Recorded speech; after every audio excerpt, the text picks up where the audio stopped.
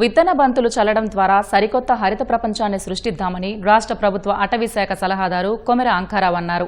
రాష్ట్ర ప్రభుత్వం ప్రతిష్టాత్మకంగా చేపట్టిన 2.5 కోట్ల విత్తన బంతులు చల్లే కార్యక్రమంలో అందరూ భాగస్వాములు కావాలన్నారు.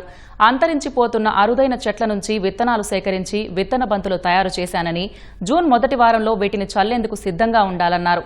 సీఎం చంద్రబాబు నిర్దేశించిన 50% గ్రీన్ కవర్ సాధించడంలో ఉప ముఖ్యమంత్రి పవన్ కళ్యాణ్ సూచించిన కార్యాచరణ మేరకు పనిచేద్దామన్నారు.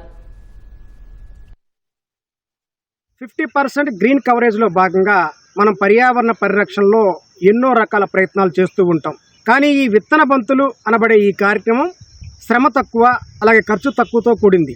దీనిలో ప్రతి ఒక్కరు కూడా పాల్గొనే విధంగా రాష్ట్ర వ్యాప్తంగా త్వరలో కార్యక్రమాలు అయితే ఉంటాయి. ఈ 2.5 కోట్ల విత్తన బంతుల కార్యక్రమంలో ప్రతి ఒక్కరు కూడా పాల్గొని అంతరించిపోతున్న విత్తనాలని సేకరించి వాటిని మట్టి, ఎరువు, నీళ్లు కలిపి విత్తన బంతులు తయారు చేసి వీటిని జూన్ నెల మధ్య నుంచి సెప్టెంబర్ చివరి వరకు అడవుల్లో ఎక్కడైతే మనం మొక్క మొలిపించాలి అనుకున్నామో ఆ ప్రదేశంలో ఈ విత్తన బంతులు చల్లి సరికొత్త మొక్కలకు జీవం పోయవలసిందిగా కోరుచున్నాం. పర్యావరణాన్ని కాపాడుకుందాం.